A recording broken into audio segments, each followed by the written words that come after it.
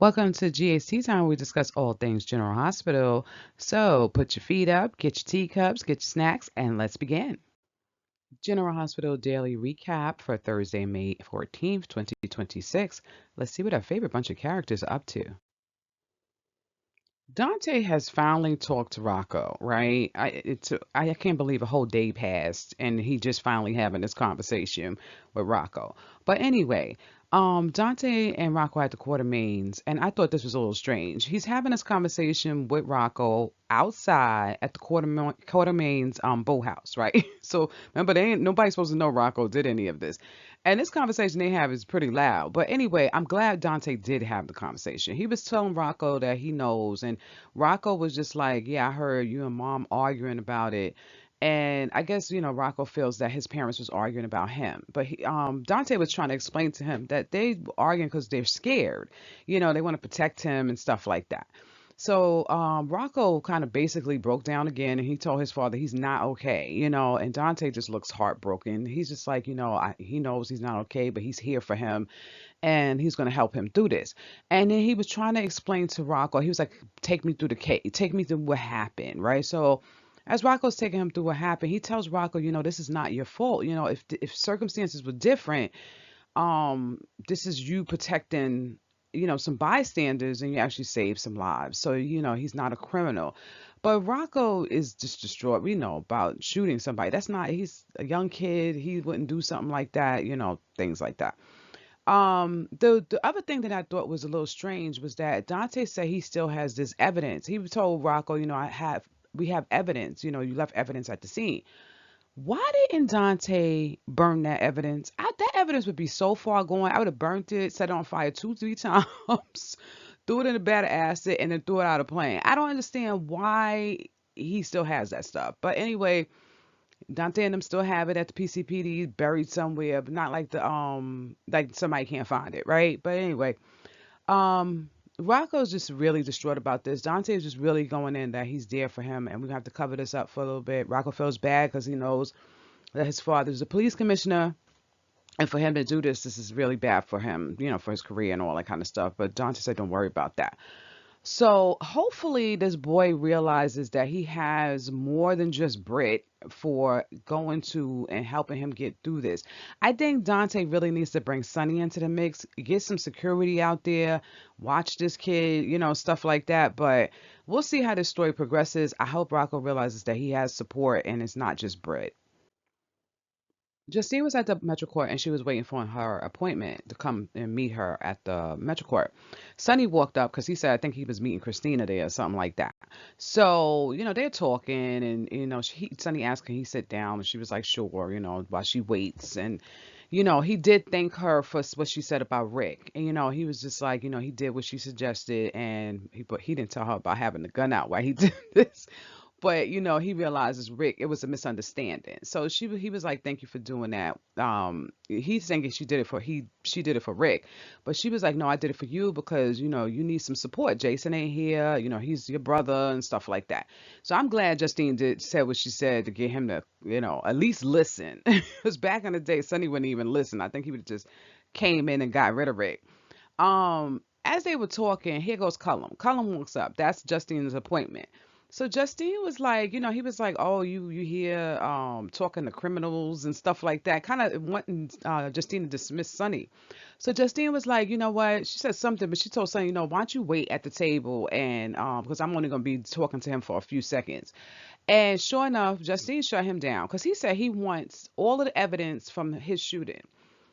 Justine was like, look, that's PCPD. She was like, I'm not getting involved in that. Go ask them for the evidence, right? They didn't ask to take Jason off, right? The PCPD had arrested Jason. They came in and swooped him up and took him away. So, she told him that she was like, I'm not helping you. So Cullen was like, that's all right. I don't need your help. I'm gonna go and get the evidence anyway. So he was really kind of nasty about it, and Justine really got in on him. Like she went down and said a whole bunch of other stuff. So Cullum got mad at her and he left. So Sonny was like, ooh, he was like, I really like how you handle Cullum. He was like, I wish I could show you. Here they go. Right. So Justine was like, you could show me, in our little secret spot. So they gonna meet up later for their little hookup. But Cullum coming for that evidence. I hope Dante hurry up and get rid of it. But Justine did call Dante and told him, look, I stalled him for 3 seconds. You need to do something about that evidence. He need to burn that evidence. That's what he need to do with that. Carly's funny. She went to the hospital acting like she wanted to see Jack, like, check in on Jack. But she really went there to go talk to Nina. See, but Nina was finding out about Nina. She walks up. She's like, "What you doing here?" We all keep saying that. I think this is the third day Nina been there because her pants is different. Then yesterday she had on beige. Today she got on black. She need to follow Willow's advice and take her butt home. She looking kind of obvious over there. But anyway, Carly was like, "What happened? Jack was healthy. He was at your house. What happened?" So Nina's just like, "No, I don't know. He just collapsed and stuff like that." Carly said, "Well, maybe we need to ask people to take a blood test because first Drew, now now Jack, maybe something going on in your house." She started talking about black mold and stuff like that because she was like, my grandkids is over there. Maybe I need to check in on that. So Nina starts panicking and she was just like, no, no, no, no, that's not what happened. I don't know what happened. Then she told her, Carly, that Valentine was there, but we know Carly knows this. And she was like, they were struggling and stuff and then he collapsed. So maybe it's that. Maybe it's the, that fight that they had caused him to collapse. Anyway, Nina trying to do anything to distract, right? So, Carly's funny. She's like, "Oh, okay, were you harboring a fugitive?" She's like, "Maybe, we need to talk to somebody about that." So, um, Nina's like, "No, I would never do that. I'm not trying to go to jail and all this other kind of stuff." Carly's the one that's harboring fugitives over there. So, after that, I guess it sparked in her head. Nina was like, wait a minute. The reason why Valentine came over, he was asking questions about Josh. But see, I said Carly's crazy because she should have played that off and she should have been like, what? He was asking questions. Why would he do that? She was like, he was, real calm about it, which means Nina knows she knows something, right? I was like, Carly didn't play that off right. But with that, Carly did warn Nina. She said, listen, because Nina was going, I'm gonna tell Cullum everything that happened. Carly was like, "You better not leave that man alone." She was like, "He is creepy. Like, he gives off a creep vibe, and he don't look like he playing." And I'm with Carly. I think both of them need to leave this. Nina needs to go to her corner. Matter of fact, she needs to go to her office and get out of that hospital. And Carly needs to stop asking questions. We just act like y'all don't know nothing. Just going about your way. But we'll see what happens with this. So Trina finally decided to do this showcase that Brooklyn has been offering, and she told Brooklyn that she's for it. The only stipulation is that she wants Geo to accompany her, because she feels like she did a good job with Geo at Charlie's, and I think Geo is her emotional support, right? So Geo at first was listening to Trina talking, then he was like, wait a minute, no, he said maybe it's not a good idea that I'm there because they may think you some favoritism thing. I'm Brooklyn's son and stuff like that. So Brooklyn put both of their minds at ease, and she's just like, look, this is just a showcase. Code is, see how it is, see if you like it, see what people say. It's true. Like, just check it out. Both of them are kind of freaking out a little bit and nothing's come of this yet. So, but Brooklyn was assuring Trina that her voice is really good. She would not have recommended her for this if she didn't think that she deserved it. So Trina finally calmed down a little bit. Her and Gio played a little bit, and I guess they're going to show Brooklyn some of the songs that they may play for this showcase. But I'm glad Trina's trying this out. Maybe it'll lead somewhere. Ezra and Laura were talking because they were getting ready. They were talking about how Tracy is really causing havoc about that helipad and that Sidwell is not happy.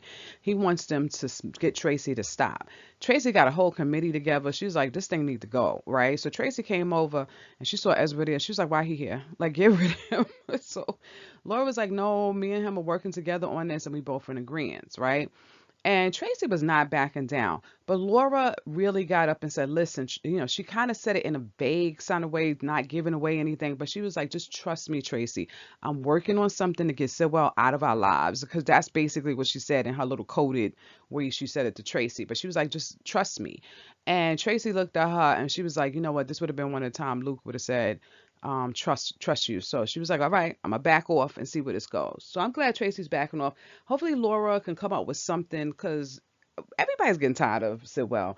But you know what? I was like, Tracy over here talking about this helipad. She need to go find out what he's doing at Deception so that they don't all wind up in jail. She need to leave that helipad alone anyway and get somebody looking around those books because who knows what Sidwell is bringing in. I think between Deception and that helipad, he bringing in all types of stuff. So hopefully with her getting out of the mix on this, Tracy, that she'll find out what he's doing over there at Deception. Britt and Lucas were having drinks at her little room. Isn't it weird that she still lives there? That place is so tiny. But anyway, um, they drinking, having shots or whatever, and they just talking about what's going on with them. And she was like, "Isn't this crazy that we actually having drinks together? This, and it wouldn't have been like this in the past." They both were contemplating telling Sewell about color. So Britt was like, I want to tell him, and Lucas was like, I want to tell him. Both of them want to tell him because they want to see the look on his face. But then Lucas looked at Britt. He was like, he wouldn't even believe you if you told him. He probably think you lying. And Britt thought about it for a second and was like, yeah, maybe you probably right.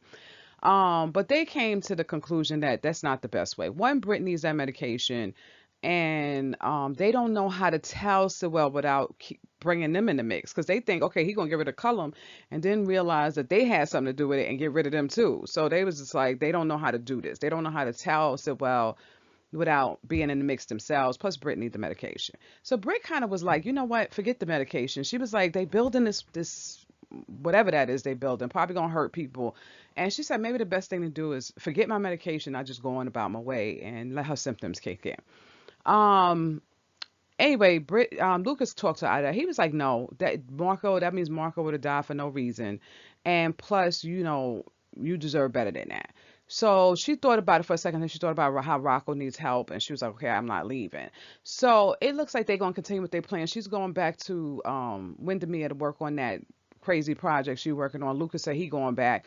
I don't even know why Lucas live over there. He could help. He could find out stuff without living in that place. But anyway, that's what they up to. So guys, what was your favorite part about this episode? What was your least favorite part? Let me know down in the comment section. If you have not already, please subscribe to the channel. It really helps the channel grow.